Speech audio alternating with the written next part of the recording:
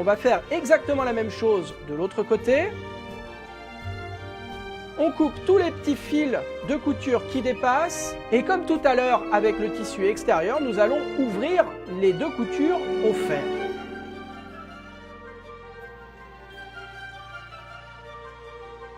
Bien, maintenant nous allons replier le tissu sur lui-même, envers contre envers, en son milieu comme ceci. On aligne bien les bords tout le long. Et ainsi, les deux petites ouvertures que nous avions laissées lors de la couture précédente se retrouvent au niveau du pli. On va mettre des petites épingles en bas pour éviter que ça bouge. Et à la machine, nous allons coudre une coulisse qui va nous servir à faire passer les petits cordons de chaque côté. On va donc faire une couture tout le long en haut ici à 2 cm du bord. À la machine à coudre, on est toujours avec le pied presseur standard, le point droit et cette fois à 2 cm du bord. On pique tout le long.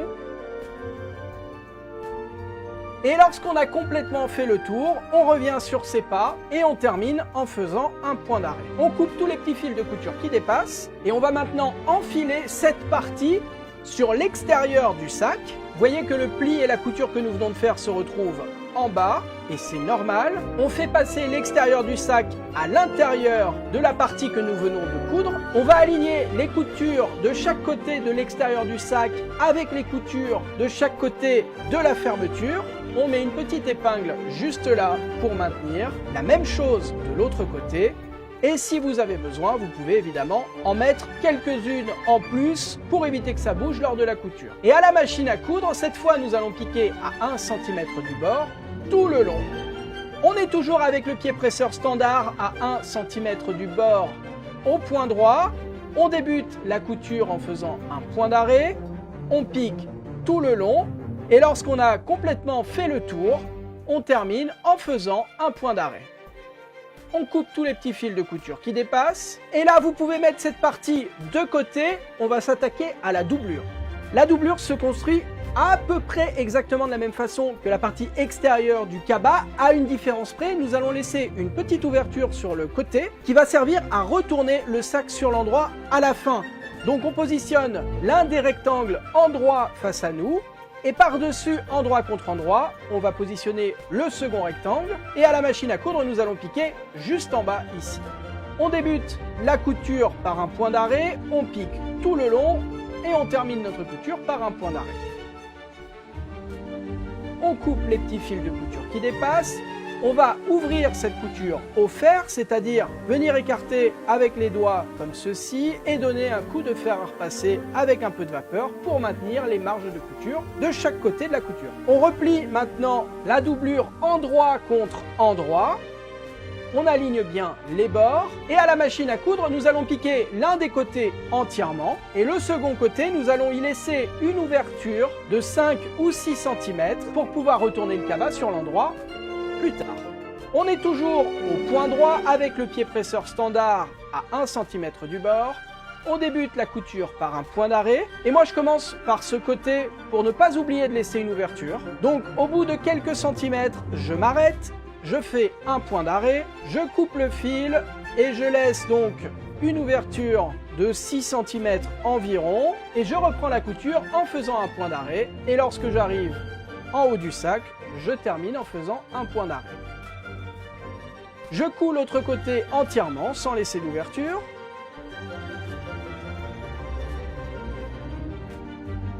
On coupe tous les petits fils de couture qui dépassent et on va maintenant former le cabas de la même façon que pour la partie extérieure. Je viens positionner la couture du côté avec celle du fond du sac. J'aligne bien les coutures à l'intérieur comme ceci. Je mets quelques épingles pour éviter que ça bouge. Avec une règle, je mesure 9 cm en partant de la pointe. Je trace un petit repère, la même chose de l'autre côté, et je viens tracer une droite entre ces deux marques. Et à la machine à coudre, je vais piquer juste sur le trait. On fait exactement la même chose de l'autre côté.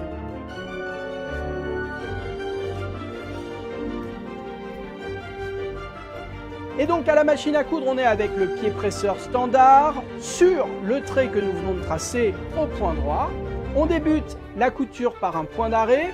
On pique tout le long et lorsqu'on arrive au niveau de la couture centrale, on s'arrange pour laisser la couture bien ouverte pour éviter d'avoir des bourrelets ensuite à cet endroit-là. Et lorsqu'on arrive au bout, on termine notre couture par un point d'arrêt. On pique exactement de la même façon de l'autre côté. On coupe tous les petits fils de couture qui dépassent et on va pouvoir maintenant couper l'excédent de tissu dans les pointes parce que ça va vraiment nous servir à rien et nous gêner ensuite. Donc vous coupez l'excédent en laissant une petite marge d'un peu moins d'1 centimètre. Voilà. On récupère maintenant la partie extérieure que nous avions cousue tout à l'heure. Et cette partie extérieure, on vient la mettre à l'intérieur de la doublure, comme ceci. Et ainsi, on a le tissu extérieur et le tissu de doublure qui sont endroit contre endroit. On aligne bien les coutures de chaque côté. On aligne également au-dessus du cabas les bords. On met des petites épingles un peu partout pour éviter que ça bouge lors de la couture.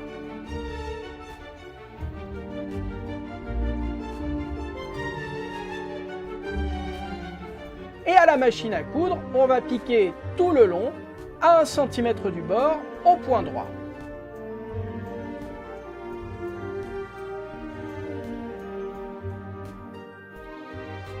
On coupe tous les petits fils de couture qui dépassent et on va maintenant retourner le sac cabas sur l'endroit. Et c'est pour ça que nous avions laissé une petite ouverture dans la doublure tout à l'heure, parce que c'est par cette ouverture que nous allons faire passer le sac sur l'endroit.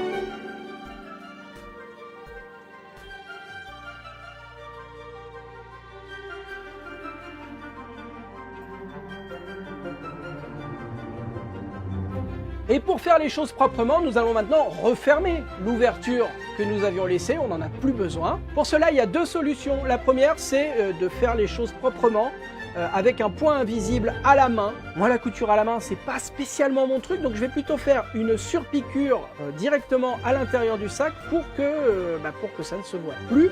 Pour faire cette surpiqûre, nous allons avant rentrer les marges de couture à l'intérieur, mettre une petite épingle pour éviter que ça bouge. Et à la machine à coudre, nous allons surpiquer au plus près du bord tout le long.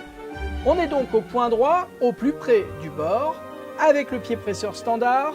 On débute notre couture par un point d'arrêt, on pique tout le long et lorsqu'on arrive au bout de l'ouverture, on termine notre couture en faisant un point d'arrêt. On coupe les petits fils de couture qui dépassent. Vous pouvez maintenant débrancher votre machine à coudre, la ranger. On n'en a plus besoin. On va terminer ce sac en plaçant les cordons qui servent à refermer le dessus du cabas. Pour cela, vous vous munissez d'une épingle de sécurité, une épingle à nourrice si vous préférez. Vous venez piquer l'extrémité d'un des deux cordons comme ceci et vous refermez l'épingle. Et cette épingle à nourrice va nous servir de guide, de navette à l'intérieur des coulisses que nous avons cousues tout à l'heure. Donc vous faites rentrer l'épingle et l'extrémité du cordon comme ceci et vous faites avancer l'ensemble à l'intérieur de la coulisse. Et le cordon va faire tout le tour de l'ouverture. Donc lorsque vous arrivez de l'autre côté du sac, vous faites ressortir votre épingle à nourrice et vous la faites immédiatement re-rentrer de l'autre côté et vous lui faites faire tout le tour du sac cabas, comme ceci.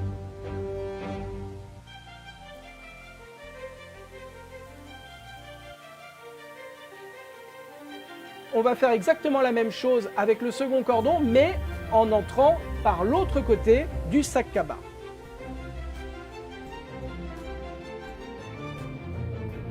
Et lorsque vos deux cordons sont positionnés, vous faites des petits nœuds aux extrémités et votre sac cabas est terminé